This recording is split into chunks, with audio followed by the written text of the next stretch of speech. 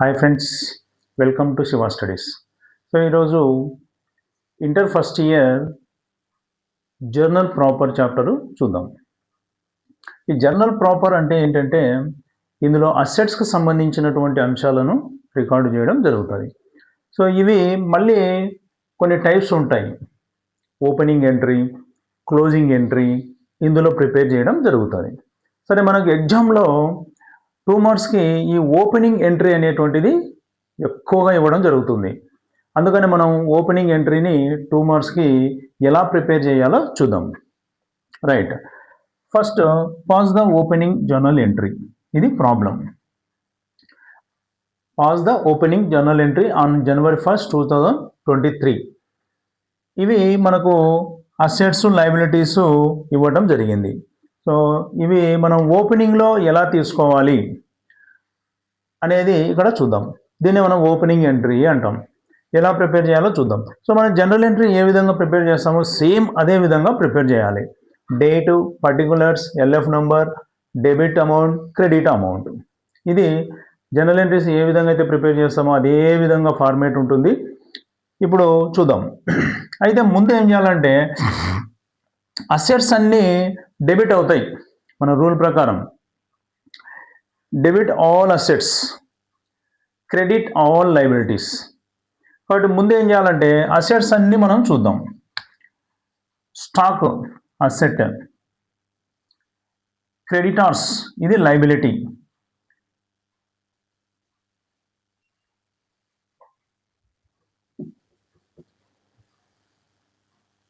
ఇట్లా గుర్తు పెట్టుకోండి. First furniture asset, bills payable liability, debtors asset, cash asset, buildings asset. So ఇవి ముందు ఏ అసెట్ అయినా కూడా డెబిట్లో రాసుకోవాలి. ఫస్ట్ డేట్ వేయండి, 2023 January 1st. Stock, debtor, DR అని కంపల్సరీగా రాయాలి. 2500.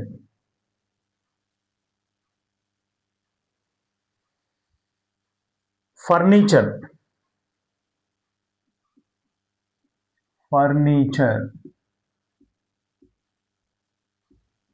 Debtor amount 5000. Bills payable liability ఇది. తర్వాత డేటార్స్ అసెట్,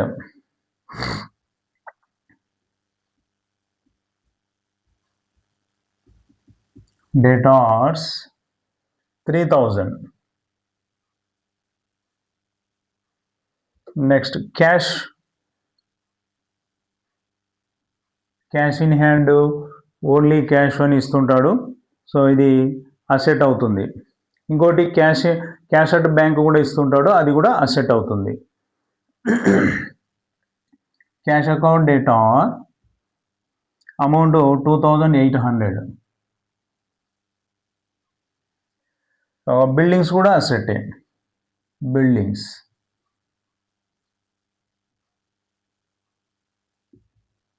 డేటా 5400.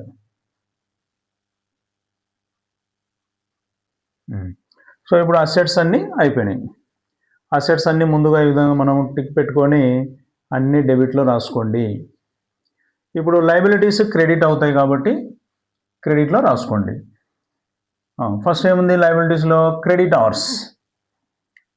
ఇప్పుడు క్రెడిట్ ట్రాన్సాక్షన్కి 2 అనేటువంటి అక్షరం స్టార్ట్ చేయాలి. 2 క్రెడిటార్స్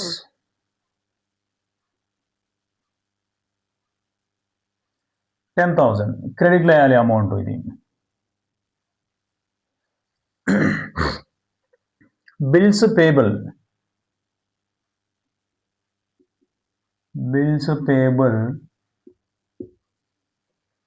$1,500.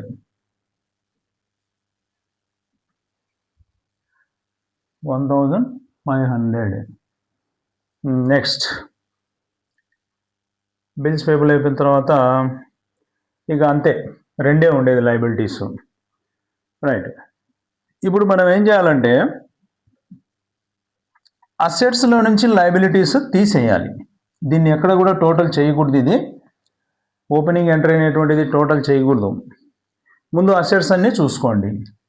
7,500, 10,500, 10, 12, 13,300,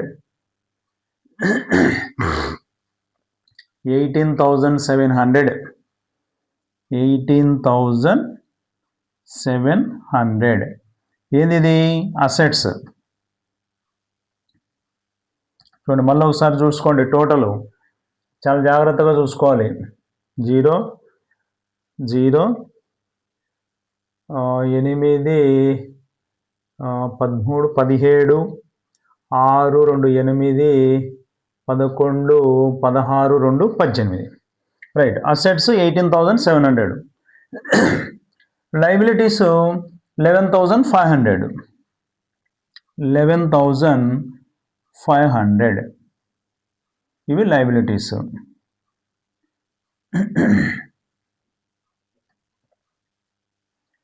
ఇప్పుడు ఏం చేయాలంటే లెస్ చేయండి. అసెట్స్ ఎక్కువగా ఉంటే దాన్ని క్యాపిటల్ అకౌంట్కి ట్రాన్స్ఫర్ చేయాలి. ఒకవేళ లయబిలిటీస్ ఎక్కువ ఉన్నాయనుకోండి, దాన్ని గుడ్విల్ అకౌంట్కి ట్రాన్స్ఫర్ చేయాలి. ఇక్కడ మనకు అసెట్సే ఎక్కువగా ఉన్నాయి. చూడండి, ఇక్కడ 0, 0, 2,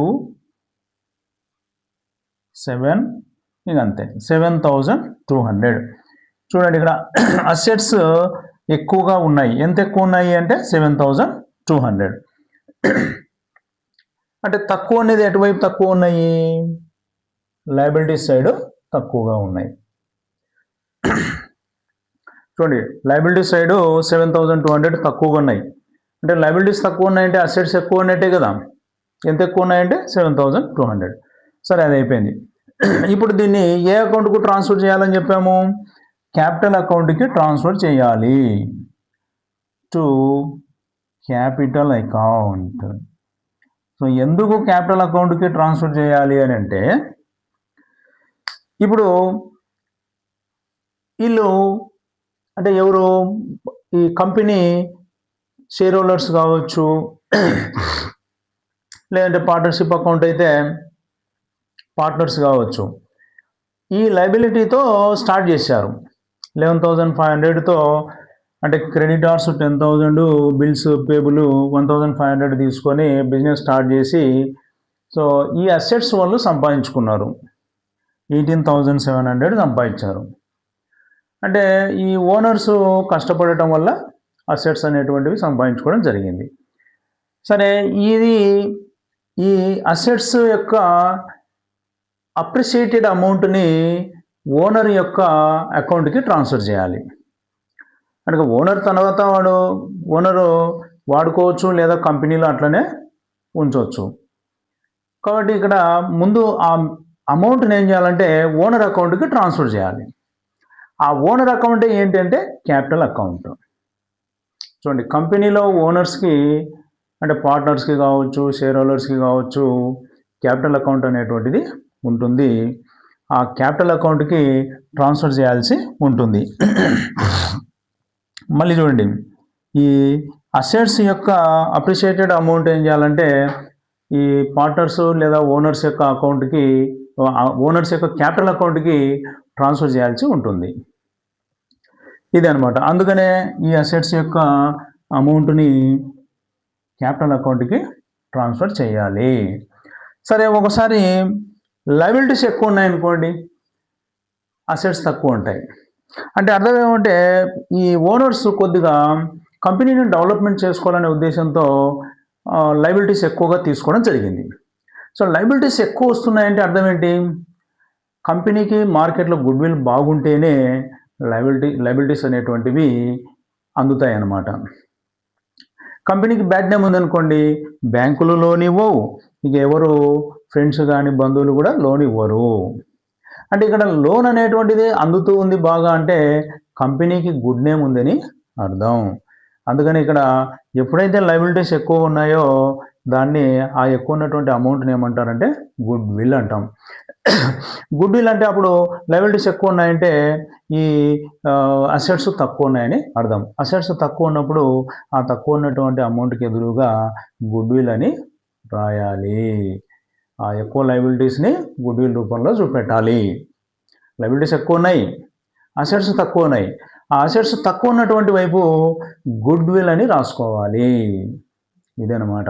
కాబట్టి లయబిలిటీస్ అయినా ఎక్కువ రావచ్చు, అసెట్స్ అయినా ఎక్కువ రావచ్చు. అసెట్స్ ఎక్కువగా వస్తే క్యాపిటల్ అకౌంట్కి ట్రాన్స్ఫర్ చేయాలి. లయబిలిటీస్ ఎక్కువగా వస్తే గుడ్ విల్ అకౌంట్కి ట్రాన్స్ఫర్ చేయాలి. సో ఇది మనకు ఓపెనింగ్ ఎంట్రీకి సంబంధించి. ఇక మనం ఏం రాయాలంటే being assets liabilities enter into opening entry అని చెప్పి నెరేషన్ రాయండి.